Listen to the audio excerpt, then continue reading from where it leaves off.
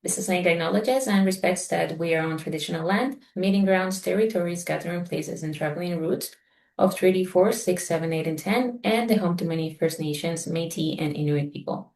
In the spirit of reconciliation, we acknowledge the lands of those who have come before us, reside here now, and in the future.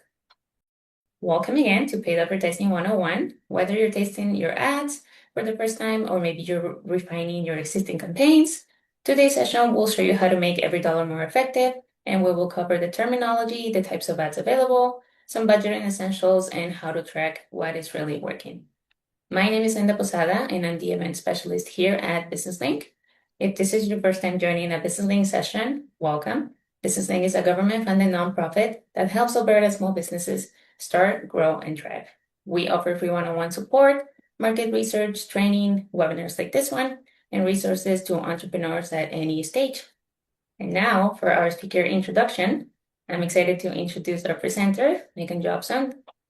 She is from 910 Incorporated, and 910 is a very passionate, creative team who's dedicated to helping small businesses elevate their brands and become self-sufficient in their digital marketing strategies. So Megan, thank you so much for being here today. Over to you. Thank you so much, Linda, for that lovely, warm introduction. I am just going to request Here. There you go. walk over there. Perfect.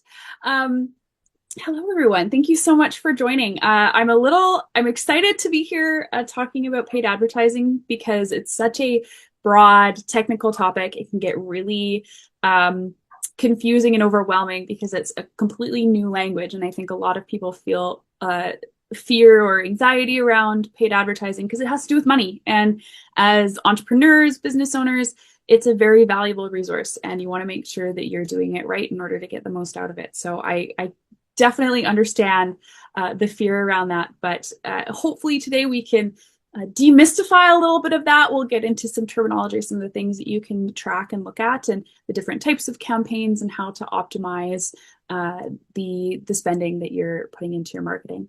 I am a little bit sad though, because today is our last Business Link webinar session of the year with 910 at least. I know that Business Link has a few more, but this is the last one we're partnering for the year, and so it's been such a incredibly exciting year with lots of great learning and lots of new things in the digital space that have come into play, especially in the AI world. So thank you all for being on this lovely long journey with us, and would love to connect with any and all of you over the next little while if you have any exciting things that you're planning and coming up with in the new year for the digital marketing that you have on the horizon. So just a little bit of a recap of our team. I know that Ryan was on the first slide there that Linda had shared. Ryan usually attends these webinars with me, but he ran into some last minute travel issues and wasn't able to be here. So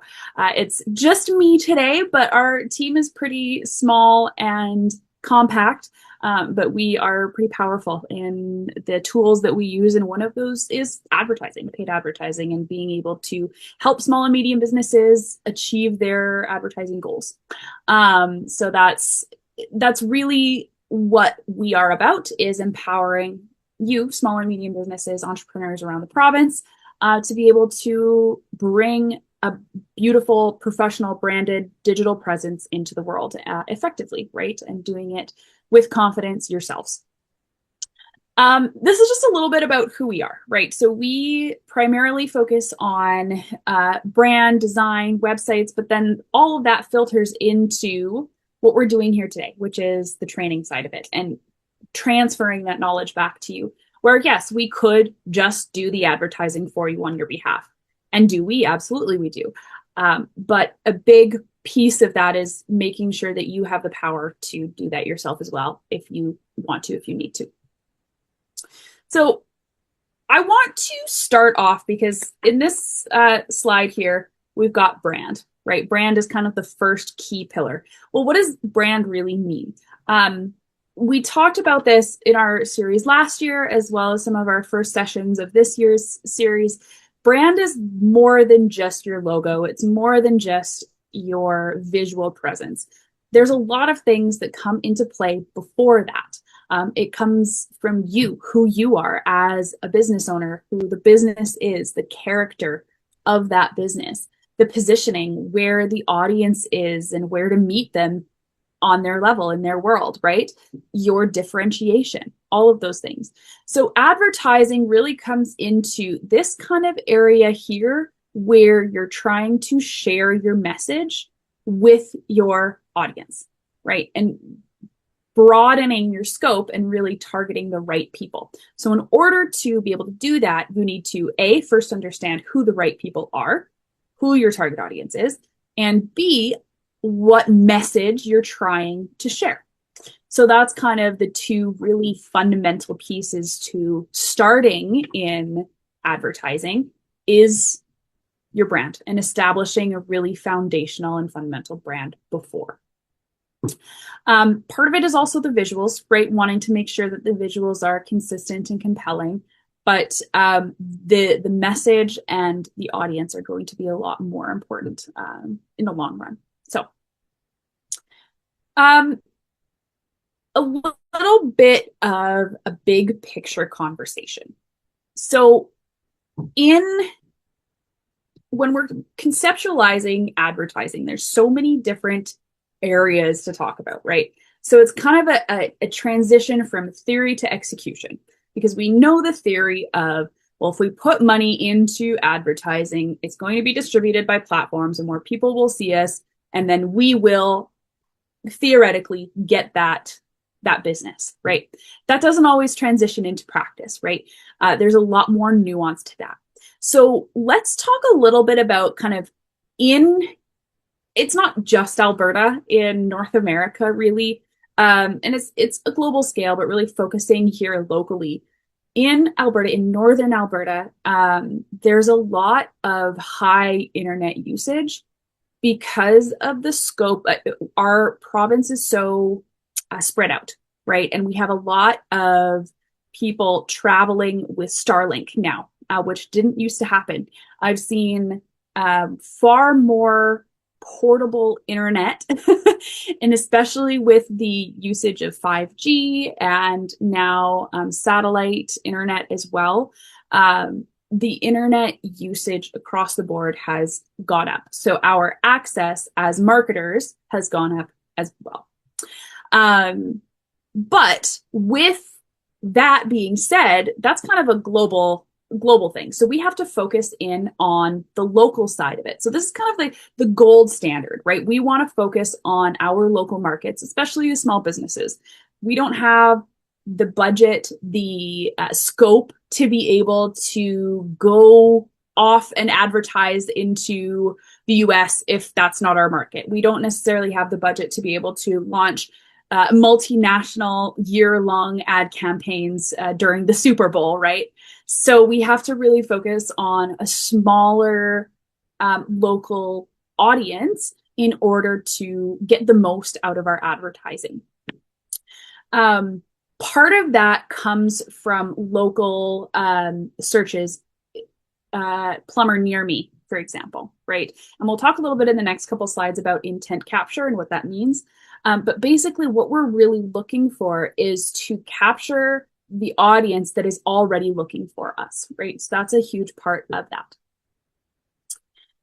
Now, one thing that I want to talk about is channel nuance. Channel nuance is something that I see pretty often forgotten about when people are getting into advertising. Oh, well, I can just go on Facebook. I could go on Google. I can share ads on Instagram, right?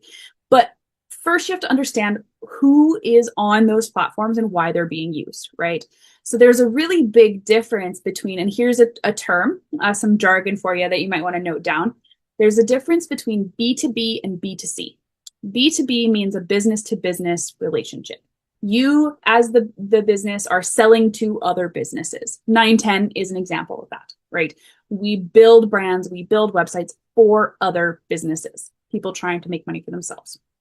A B2C is business to consumer. Direct to consumer is another term for that.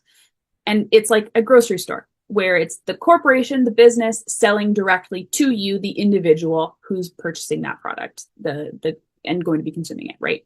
So there's vastly different ways to market to those two groups. And part of that is understanding what channel works best for which type of marketing that you're doing. For channels that you are really promoting towards the direct to consumer, the B2C audience, you're going to be looking at a lot more of the high volume social channels. So things like Facebook, TikTok, Instagram, those are really primarily for that B2C. Linda, I noticed that you came off mute there. I'd love to hear your thoughts. Yeah, for sure. The thoughts on what was that? Sorry. Just on the nuance of targeting different channels for different B2C or B2B marketing. Oh yeah, definitely. So basically, like what that means is like it depends on like the platform that you're using. You want to make sure that you're targeting those people depending on how they're using that respective platform, right? Yeah, absolutely. And something that I've noticed is that there's been a shift over the last few years that certain platforms where it used to be for a very fast-paced, younger audience is now moving to a little bit more of an older audience. Facebook is an example of that, right? A Yeah. lot of, if your target audience is younger, Facebook probably isn't going to be the place where you should be spending all of your ad dollars because that's not where they are anymore. 5, 10 years ago, probably not You anymore. probably want to use TikTok instead. Now they're on TikTok and Threads, right? So it's a very different experience, and so it's really key to understand that different channels solve different problems. They are for different people, and so we have to kind of categorize them into different areas. So this is where we get into something called intent capture versus demand generation. Okay. So the first part of this is intent capture. So this is what I talked about when we looked at local intent, right? Where we start to think about people searching directly for you. So this is considered quote unquote bottom of funnel marketing. So this is a very quick conversion, for example, where somebody is already in the intent to buy phase. They are looking for a restaurant near me because it's dinner in 10 minutes and my kids are cranky and I don't have time to make supper for them before soccer practice, right? They are already in the mindset to buy. So this is the intent to capture phase, and this is most effective if we are on Google Ads, local service ads, or Google Shopping. So these are all set up through your Google or display advertising settings. The way to set these up is to think about the high volume search words in your region and not competing with massive corporations for that ad space. So rather than trying to compete with McDonald's, for example, for those ad dollars, instead say your keywords when you're setting up your ads could be something like local healthy food options instead, right? So you're trying to find your own niche rather than competing with all of those high dollar bids are what they're called. So you are trying to meet people where they are at. Okay. Mm-hmm. The second part of this is actually, before I move on, I wanted to talk quickly about Google Shopping because this is something that a lot of people don't know about. It's basically an e-commerce engine, right? So if you're selling products on an e-commerce site, this is a really, really fantastic option to be able to start that trajectory, right? It's a very affordable way to get your products in front of people without having to pay advertising fees and hosting fees on like a Shopify website, for example.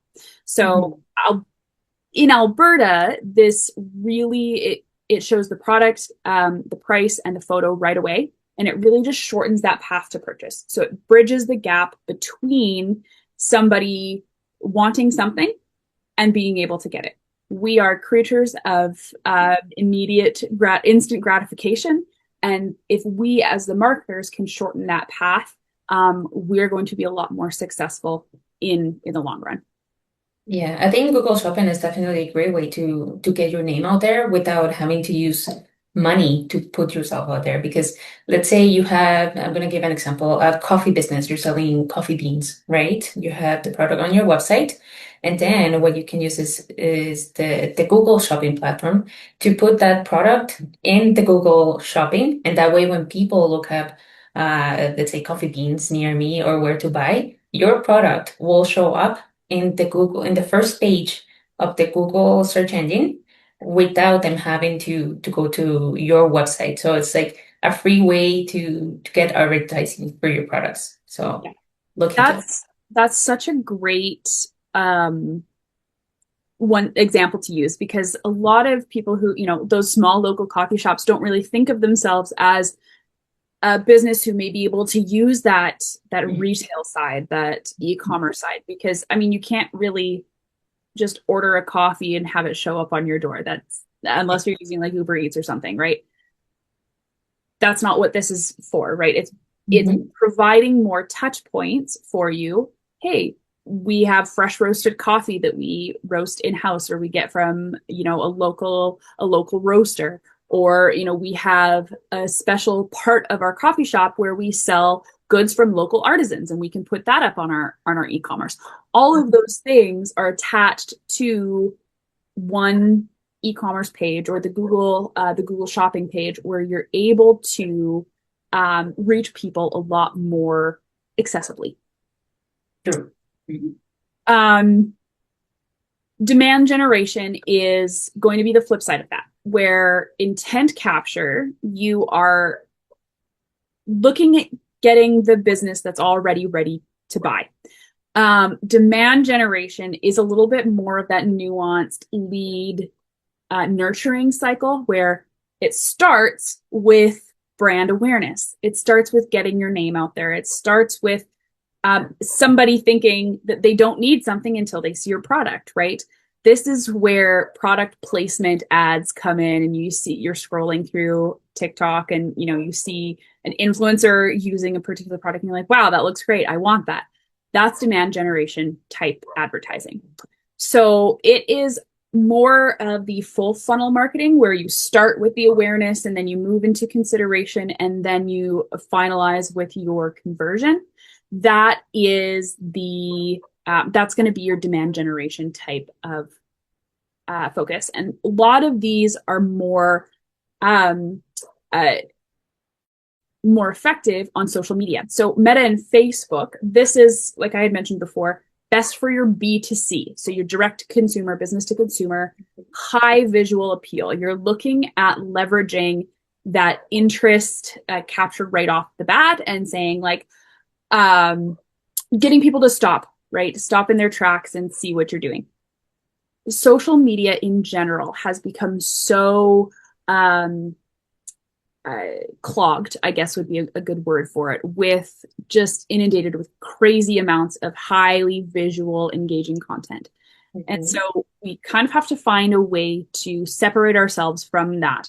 And that's, again, back to the very beginning of today's presentation where branding comes in. What about our brand sets us apart? And using those elements in our visuals as well is really, really important to being able to stopping our audience where they're scrolling and saying, oh, this is really interesting, right? It's really great for something called lookalike audiences. That's a term that you may have heard before. It's a pretty long-standing term. But lookalike audiences basically means that you can create a product or an ad and say, I want the target audience for this product to be similar to this other product, either that I was advertising or that a competitor was advertising. You can create those audience setups so that you're more likely to target the correct people right off the bat. So that's what a lookalike audience does. Now, one thing that you'll really want to consider if you are doing Facebook advertising in particular is something called a Facebook pixel, or metapixel is what it's called now.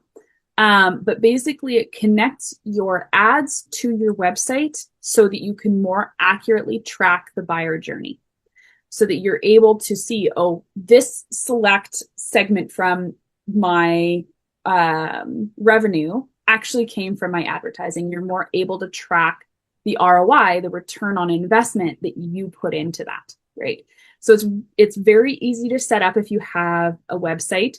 It's pretty easy to connect those just by going into your Meta Business Suite and going into your ad settings. You can set up a meta pixel and add that onto your website, or have your web provider add that onto your website for you. So it's really key to being able to track those things.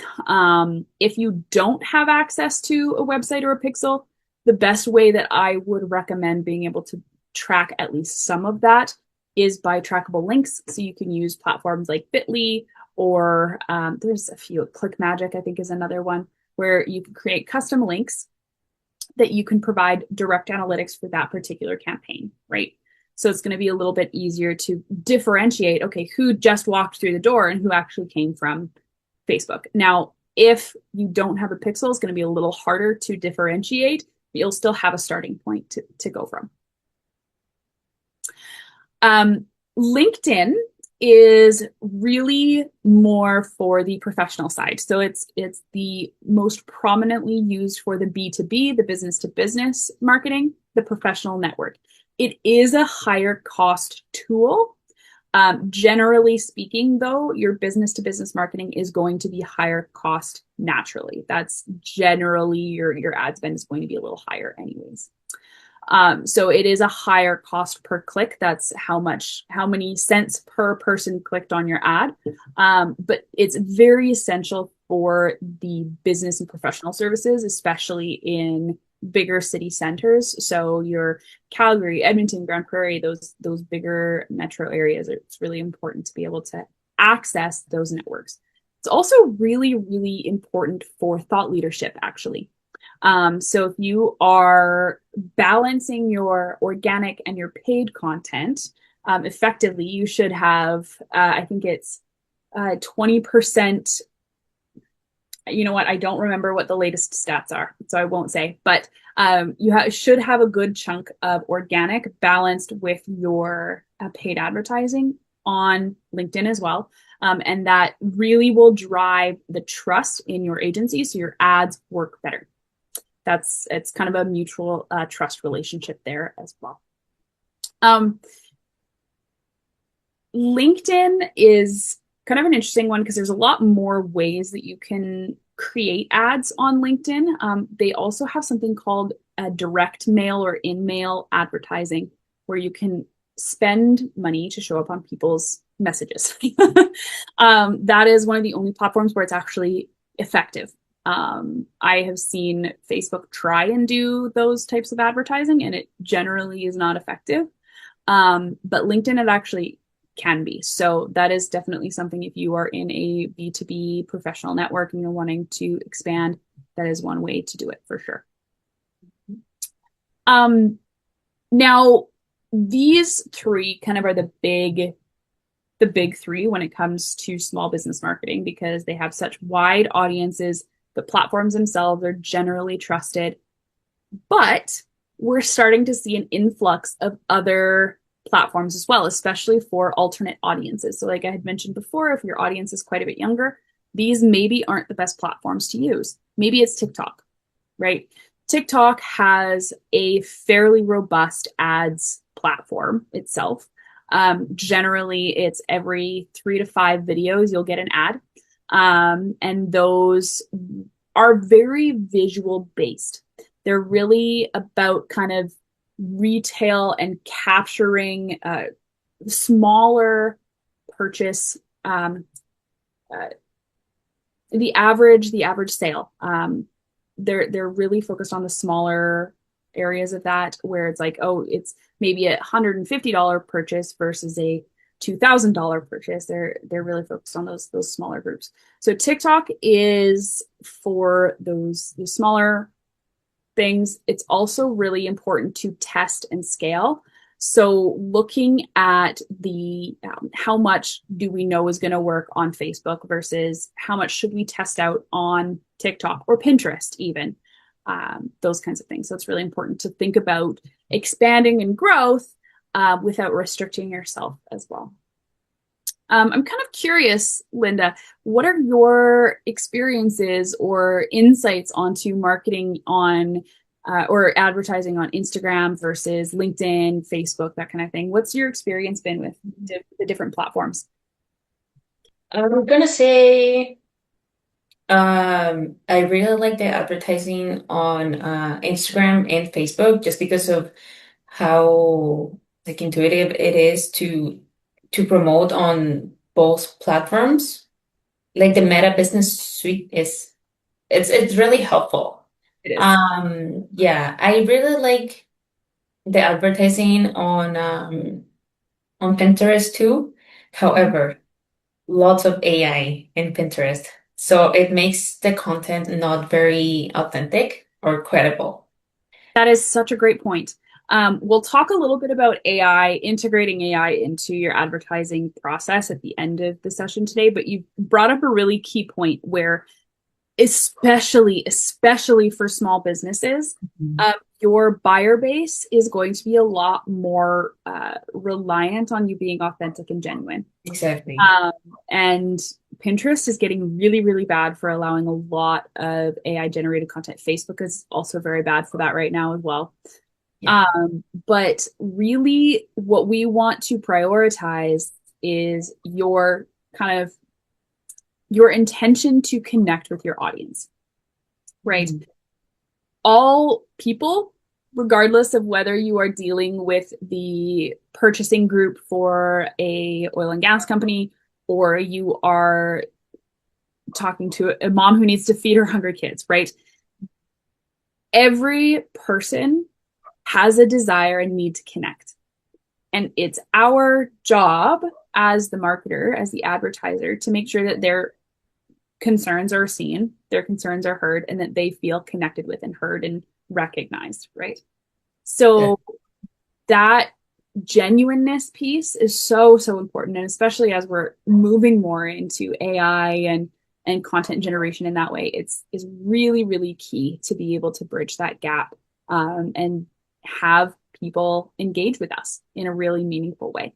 So that's a Yes. Very good. great. Staying authentic is very important when you run a small business. Yes, it is. um, this is something that I see kind of overwhelm people a lot is, well, how do I know where to spend my money? I have a $500 budget, but I don't want to waste it. I don't want it to be put into something that isn't going to work. Well, we do have to do some testing because otherwise we're never really going to grow. We're never going to really understand how our audience is changing over time and things like that. So this is a fairly standard rule to be able to get the most out of your budget and still expand.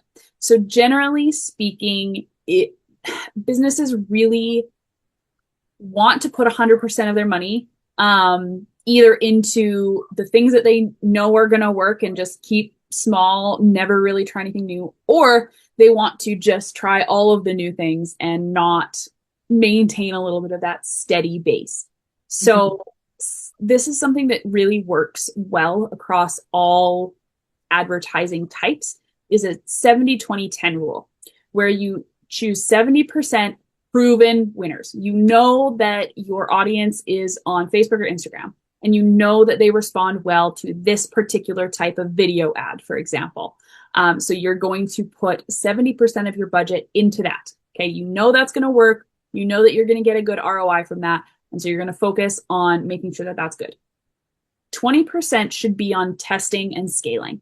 So testing new platforms, testing new campaign types, trying new keywords in those campaigns, testing out new imagery, those kinds of things, trying out new audiences. This is really important to be able to discover new little pockets and niches that may work really well for you and your audience. So that you wouldn't learn if you specifically focused on just keeping on, right? So it's really important to try a little bit of that new testing.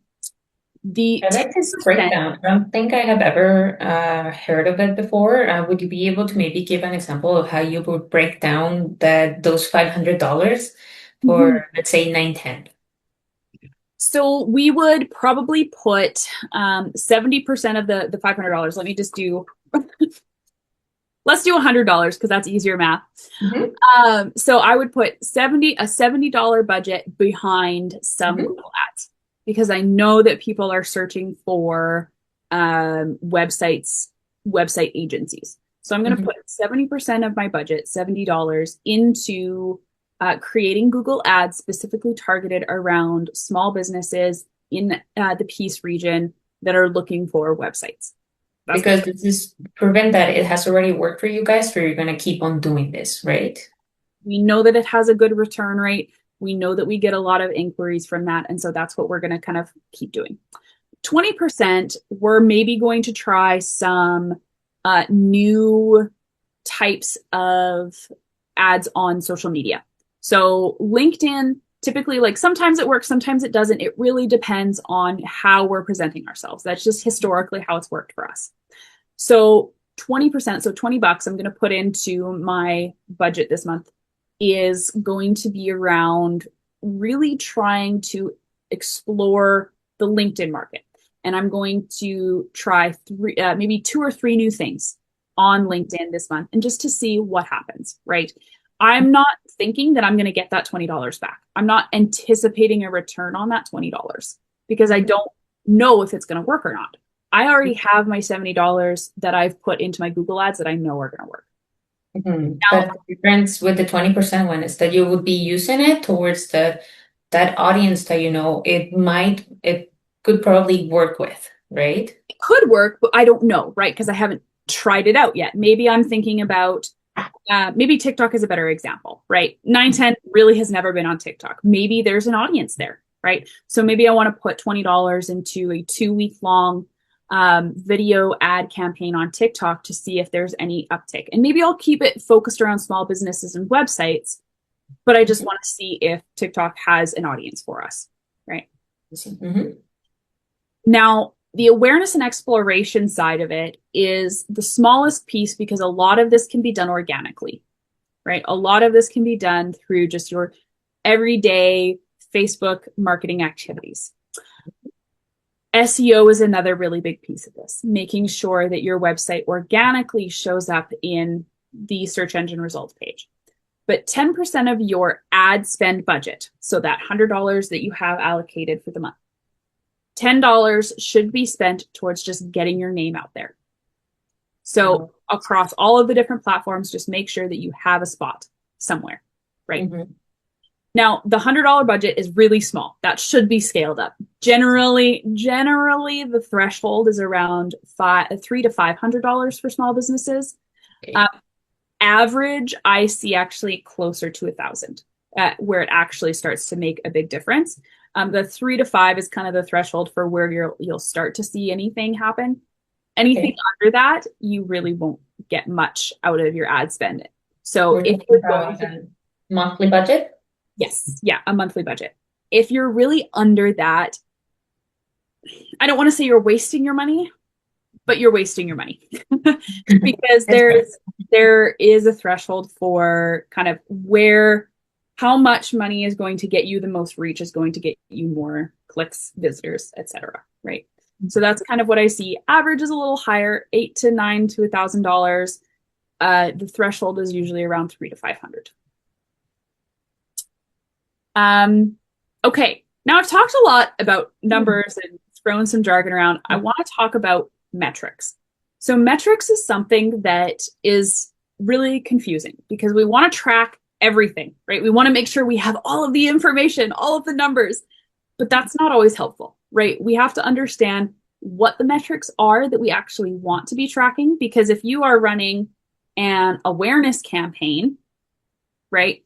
Really focusing on just getting your name out there, the bounce rate on your website probably isn't the best number to be looking at, right? You maybe want to look at your click rate, your click through rate, how many people are clicking on those ads to actually see who you are.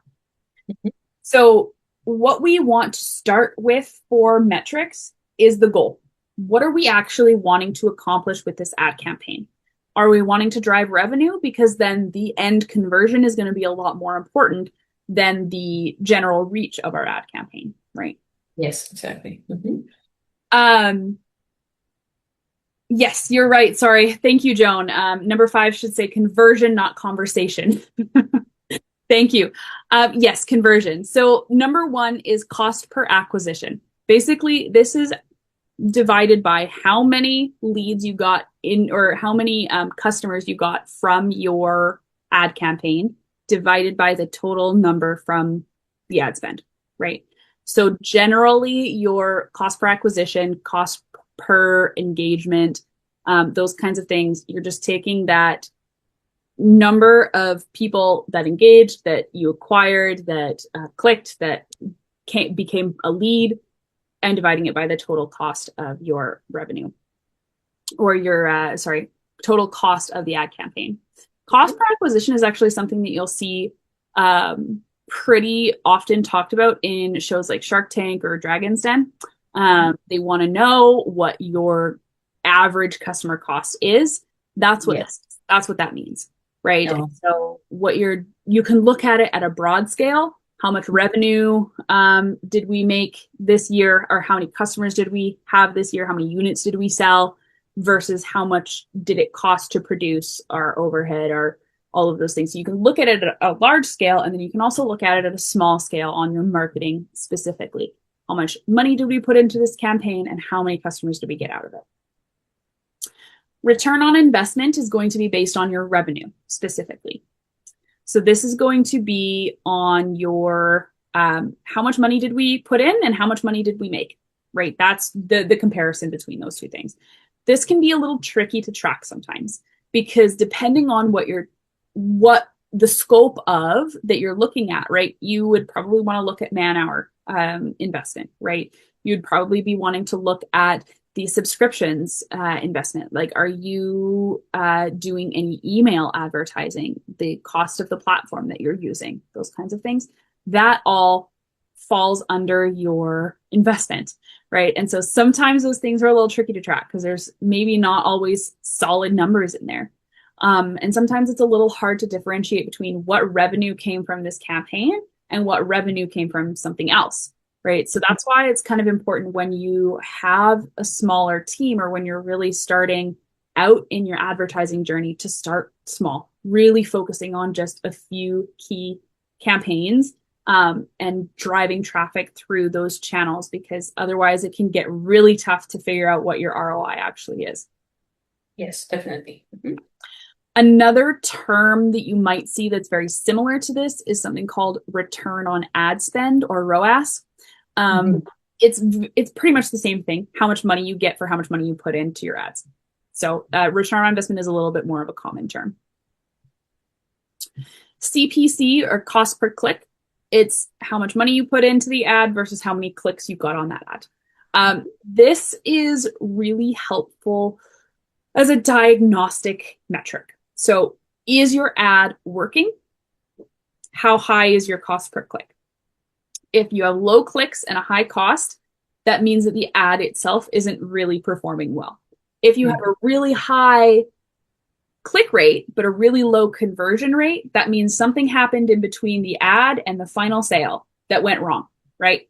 So we want to kind of track and see if we had really high or low clicks. That can tell us a little bit about what's happening along the buyer journey that people can engage with. What can you say is the highest cost per click that you have ever seen in a campaign? You generally won't see cost per clicks over $1. Okay. If your cost per clicks are over $1, that's pretty concerning. Generally, you're going to be anywhere between like 20 to 30 cents per click. And again, it really just depends on what your budget is. The higher your budget, the lower your cost per click is generally going to be. Yeah. Cost per lead. So this is a little different than your clicks. So this would be part of, again, that journey. So if you have a really high cost or sorry, a really high click rate, your cost per click is low, and then you have a really high lead rate, but a really low conversion rate, your sales team is not doing something right. But if you have a high click rate, a low lead rate, so something happened between when they clicked the ad and they signed up for that sales call or something like that, right? If you have a low engagement rate with somebody actually signing up or doing something, right? Engaging within your system and entering that conversion or that consideration phase of the funnel, then something happened maybe on the landing page, for example. If the ad goes to a landing page on your website and then they didn't follow through with the next step, that would be a low lead rate. So you would have a high cost per lead, if that makes sense. So that's kind of that middle part of the funnel. And then we have the conversion rate, not conversation rate. Conversion rate. That's how many people entered your funnel, right? How many people clicked on the ad. You can use that as an example versus how many people actually converted. But that is turned into a percentage. That's your conversion rate. And generally that's going to be relatively low. You might see, a 10% conversion rate and are like, that feels really low. But really it's so dependent on industry averages at the end of the day, because there's so many different considerations across different industries that there's no one golden number, no standard conversion rate. And so it does require a little bit of research on your end to be able to make sure that you understand what an appropriate conversion rate is. I'm noticing that we have 15 minutes left and we've got a few more key slides to go through. So I want to make sure that we get through everything. But one thing that I really want to say is beware of vanity metrics. Vanity metrics are things that always look fairly impressive, but don't actually necessarily tell a story. So reach and impressions, for example. Reach and impressions are two key metrics that you will always see in your analytics report. That doesn't mean that people actually responded to your ads. That all that means is that it showed up in somebody's feed or you showed up on somebody's search results page. That is good to know that your keywords are working. It's not helpful for pretty much anything else. So those small or big numbers generally will look really, really impressive. And those will always be higher than everything else on your analytics report. You can't really pay your bills with likes and shares. Just to be brutally honest, right? They're fun to have, but it's not actually going to make an impact. So it's nice to track. It's nice to see, but it's not going to make an impact in the long run. So it's more important to track the other metrics that we talked about, like your conversion rates, rather than your impressions. And your return on investment. Exactly. Yeah. Because those are the numbers that are going to make a difference in terms of your decision making, right? Is this ad campaign actually working? Are we getting a ton of likes and shares and impressions, but not a lot of actual ROI? It's not working. So the ROI is really what's going to be driving that decision. Okay, I want to talk a little bit about ad diversification. So when you are creating ad campaigns, it's important to kind of diversify your ad set to incorporate a few different areas, right? So it's not just Google ads, it's not just Facebook ads. There's a whole wide range out there that are really great and helpful. So if you've ever been scrolling on a blog that you're trying to create a recipe or make cinnamon buns or whatever it is, and you have to scroll through and there's ads every, few minutes, those are display ads. So those are banner ads. They'll show up on websites. They'll show up on apps. If you're targeting, mobile apps, they'll show up there. Display advertising are really great for low cost retargeting. So if you can target specific users who have maybe gone to your website or are engaging with, let's say I'm looking for dental offices near me, and then all of a sudden I'm getting ads for dental offices in Edmonton or Calgary or wherever you are, right? That's display advertising, right? That's your low cost retargeting for people who are already showing interest. Mhm. YouTube ads. YouTube ads are really crucial for awareness for complex products, where you require a little bit more space to actually talk about what your product is. If your product can't be explained or showcased in a short visual graphic, it's probably Mhm. best to use video ads in YouTube, because those are really great for engagement, right? You get people captured and engaged with a short video to describe your product instead of forcing them to read some long product sheet, right? So those are really good for kind of those more complex products. YouTube also has a really great creator studio. So an area for you to be able to see gaps in content.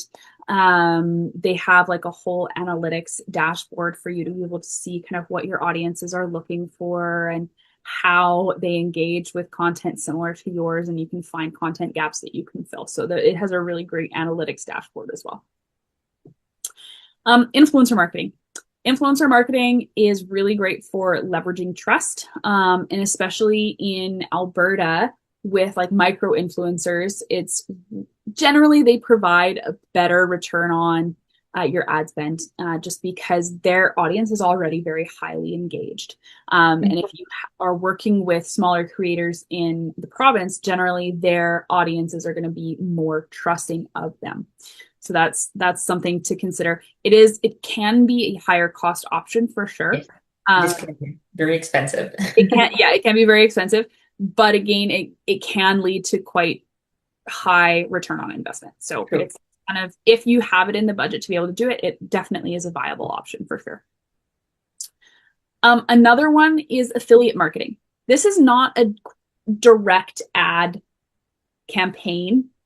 Affiliate marketing works based on providing uh, um, a commission or a slice of the revenue for the advertiser, the person who's sharing your information, and then the rest of it comes to you. Amazon has an affiliate program. So anytime you see a blog post that's like 10 kitchen gadgets you need in your home this coming year, and somewhere in there there's a disclaimer that says some of these products may be attached, or the creator may receive a portion of the proceeds from you purchasing these products. That's Mhm. what this is affiliate marketing. They're getting, maybe a 10%, 2% payout from every time you purchase the products from their affiliate link. So it's not a direct ad campaign where it's not the company investing on the front end, they're paying out on the back end. So it's still an investment, you're still paying money, but it's not as high risk. So it's often lower risk, higher potential because you're not paying out on the front end. Broadcasting. So this typically is more traditional media. This is your TV, radio, your large scale billboards, your digital buys, those kinds of things. Broadcast ads are very effective in the generating interest phase, where you're trying to generate awareness and getting people to know who you are. These are not as effective if you're trying to capture the intent to buy crowd, because these are going to be, the billboards that you see as you're driving to work every day, right? This is called outbound marketing, where you're trying to go out into the world and capture revenue that way. So this is larger scale. You're going to be investing a little bit more money, and there's not always a lot of great analytics in terms of the revenue on the back end, because they're so large scale. So those are different ways that you can diversify. I see more often than not the broadcast ads that get the best results, or I guess best analytic reports, and are more often used in smaller areas by small businesses, are radio ads and newspaper ads. Okay, last thing that I want to talk about is integrating AI. So we talked about wanting to really infuse your genuine, authentic brand into your advertising. And you can't do that if you rely on AI 100%. You should not be copying and pasting and just shooting it out into the world. Where AI really comes into play and is really helpful for especially ad campaign planning or ad campaigns in general is in the planning phase. Okay, where should I be dedicating my dollars? What platforms are going to be best for my audience? Can you act as this target demographic and tell me how you would respond to this product? Right? So the planning phase, really, really crucial there. What metrics should I be tracking and what should my threshold be to change what should I be looking for, right? Basically in my metrics. You can use it for generation as well. Hey, can you help me draft up some content to go along with this graphic that I've created for my Facebook ad? Then you take that and you rework it. You don't just copy and paste it, you rework it to make sure that it fits with your brand, to fits with your persona and your personality. And for your audience too. And for your audience. That's make huge. sure they understand the words that you're using. Exactly. Right. Hey, you know what? This is too technical. Please reword it for, a more general audience. You know what? There's still a few technical words in there. I'm just going to take those out and rework this myself, right? You can go back and forth with the AI, but ultimately you need to be the one that's responsible for the end product, right? And the last thing is going to be conversion. There are AI tools that you can use on the back end to help with conversion, to help with automated follow-ups, to help with once somebody gets on your website, actually capturing that lead information and scheduling a follow-up call. Those things can all be done with AI as an assistant, as a helper, right? You still have to be the one to ultimately close the sale or get them the final product that they were looking for, but AI can help along that process. So there's a few different touch points where AI can be really, really helpful, but it's not always going to be the be all end all solution. And you should always be prioritizing your own authentic brand above all else. Okay, so a few kind of key takeaways. One, plan around your brand. Plan around who you are fundamentally to keep that authentic self. Intent versus demand. Think about who you're trying to target and where they're at.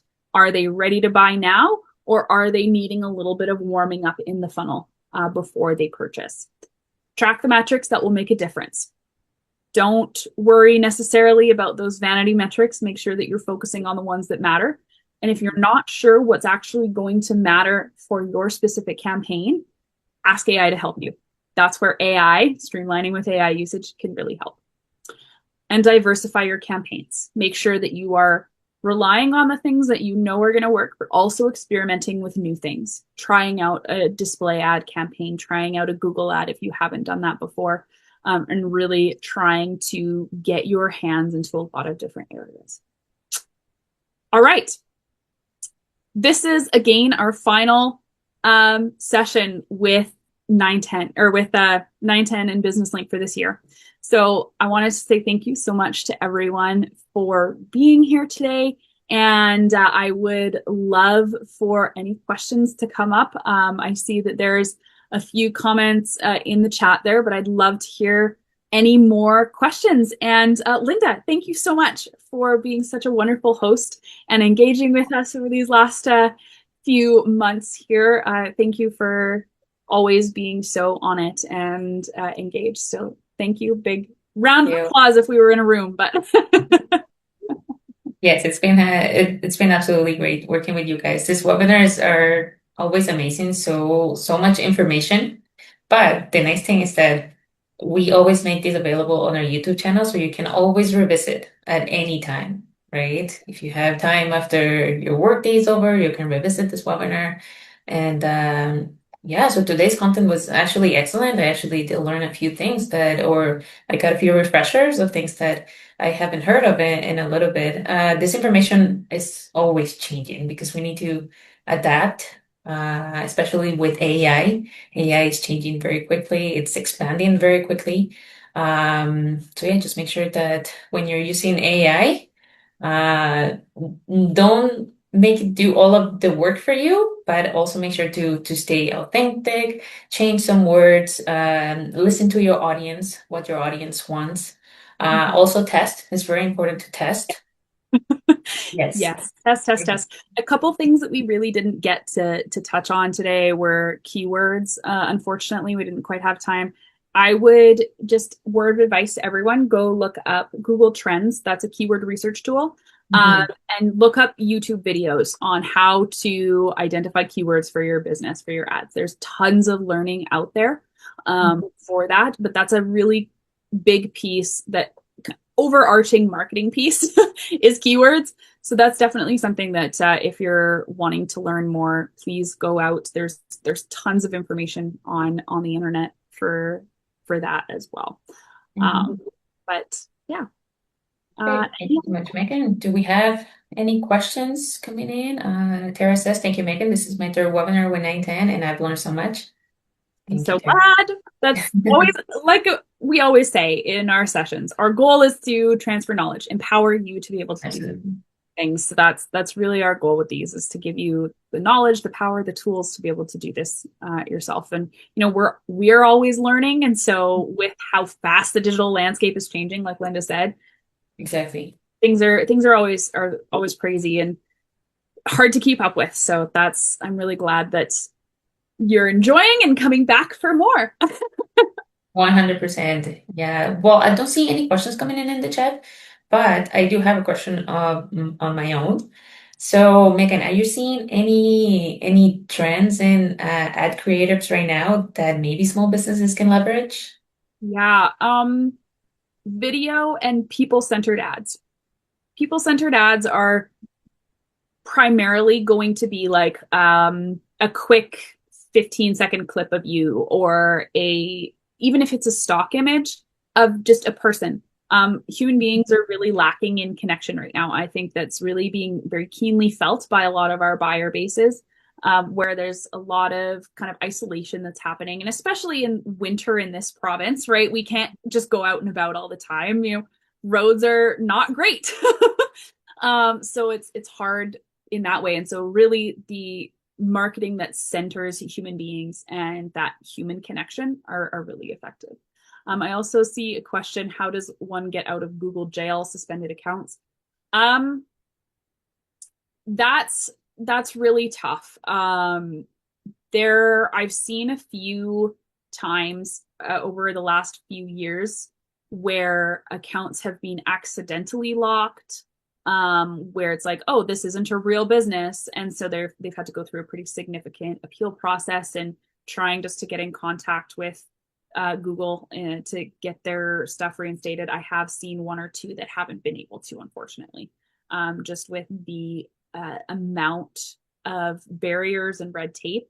Um, Do you think maybe it would be easier, for example, let's say, I run a small business and my Google account gets suspended or blocked. Do you think it would be easier that maybe instead of myself trying to reach out to Google to get my account back up and running, maybe I should reach out to a marketing agency for them to be kind of like that point um, of contact or some marketing agencies can, not all can. It's not something that is a isn't yeah, it's not a very common service to be able to like take over.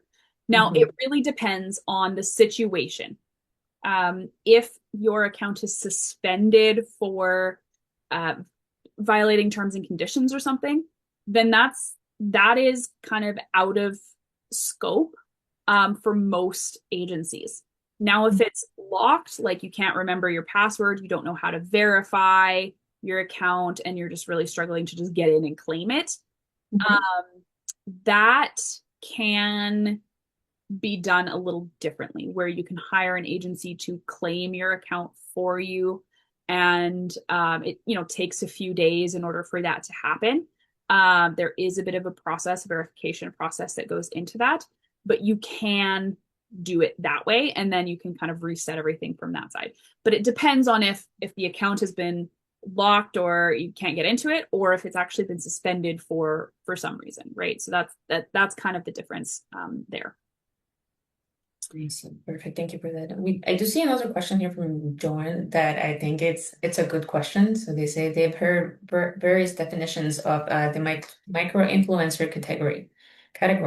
1,000 followers versus 5,000 followers. Is it different in Alberta versus national initiatives, or what are your thoughts on that? Um, I don't know if I would say probably the 5,000 follower threshold is more accurate, especially if you're looking at like Instagram and TikTok, because followers typically tend to be more, and you can actually purchase followers. Mhm. So if you've organically built your audience to that point, that's different than if you've been purchasing that audience. And generally, if you're purchasing an audience, it's going to be like 10,000 to more. So Mhm. if you're looking at micro influencers, I would say kind of that $5,000 threshold. Now, we are a few minutes over, and I do have to jump off for another meeting. But thank you so much, everyone, for the great, great questions. And Absolutely. thank you, Linda, for all of your wonderful support. No, absolutely. It's been, like I said, an absolute pleasure working with you guys on this webinar. Super informational. Love doing these sessions. I learned lots. But before we leave, I just want to do a super quick plug for Business Link, of course. Just remember that you do not have to do your business journey alone. We're here to help you at every stage of your journey, business planning, scaling, and it doesn't have to stop there. You can continue connecting with us through our webinars, through our in-person events. Remember that you can get free business support and guidance, help with your marketing, finance, and starting your business, even help you write your business plan with guided support from our professional and our expert business strategists. So yeah, thank you so much for everyone for joining us today. Thank you, Megan, for sharing all of your knowledge and your time with us. I hope everyone has a wonderful day, and please don't forget to answer the survey, the pop-up survey after this webinar ends. Your feedback really helps us improve these sessions. So everyone have a wonderful rest of your day. Thanks, everyone. Take care.